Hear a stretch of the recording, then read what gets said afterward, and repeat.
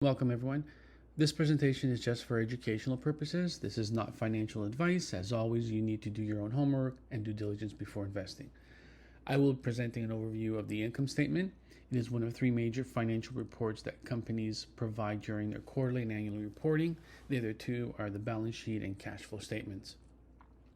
The income statement presents revenue, expenses, and net income. The example I'm using here is Tesla's Q3 2022. The components are the revenue, cost of revenue, gross profit, operating expenses, income or losses, and the earnings per share. Next slides will break down each category in more detail. Here we see the revenues. So the operating revenues is the revenue earned by selling products and or services. The revenue here for Tesla would be realized through the production and sale of autos, solar energy storage, and other services. The total revenue for the quarter is just over $21 billion. Please note that all dollar figures are in the millions.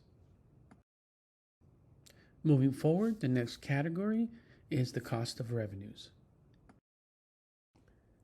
This is the cost of revenue section.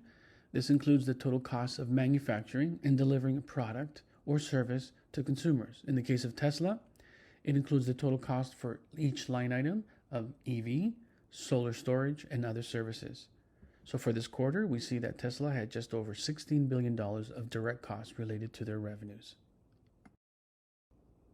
Next section is the gross profit or loss. To calculate the gross profit, we need the total revenues and the total cost of revenues. It's easily calculated by simply subtracting the cost of revenues from the total revenues.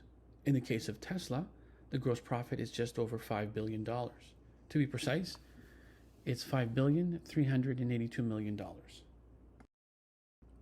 Next, we move down to the operating expenses and the calculation of the net income.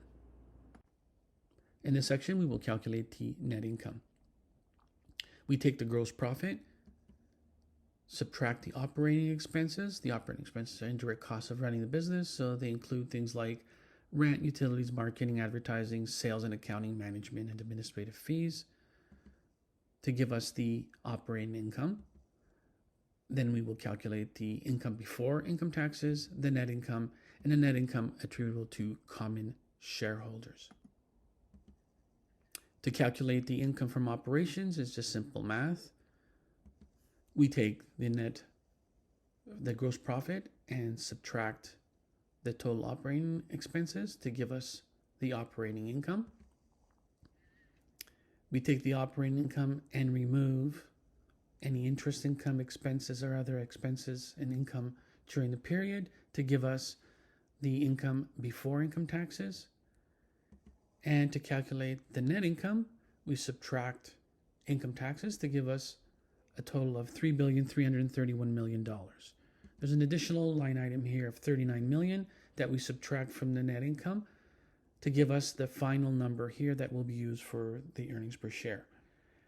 This is $3,292,000,000. On this slide, just showing the full income statement here, we're going to do some calculations on determining the margins and just to show how the earnings per share is calculated. So again, we see the revenues, the cost of revenues, the gross profit, and the different levels of income. And taking the margins, we always use the base as the total revenue. The first margin we're going to calculate is the gross profit.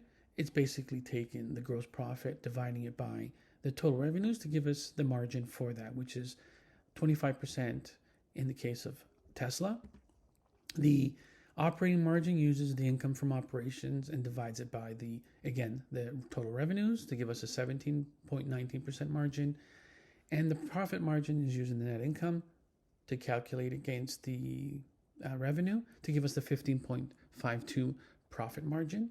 These are margins that you'll hear a lot in comparison to other sectors or other companies that were within the sector, to compare to see how good or bad they are compared to the other companies, or just in general how much profit they're actually making. So for every dollar of revenue, how much they make in profit. So at the bottom line net profit, after the company's paid everything out, they're making 15 cents to a dollar. Now, in calculating the earnings per share, we basically take the net income, this line item here, which is 3,292,000, and we just divide it by the total number of shares. You'll see there's two line items, the basic versus diluted.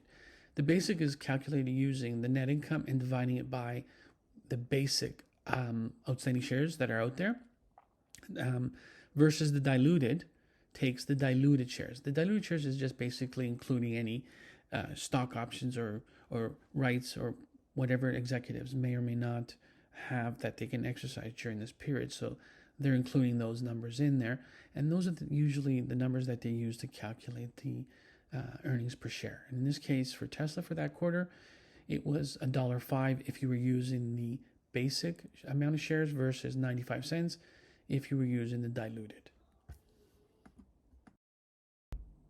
So in summary, that is an income statement, and we use the Tesla as an example. Again, just an overview, quick overview. There's the revenues of 21,454. We subtract the cost of revenues to give us the gross profit, and then we get the income from operations by subtracting from the gross profit any additional operating expenses, calculating the income before taxes, net income after taxes paid, this additional line item here of net income attributable to common shareholders.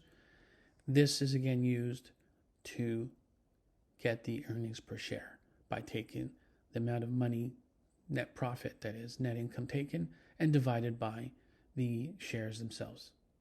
And that's it. Thank you.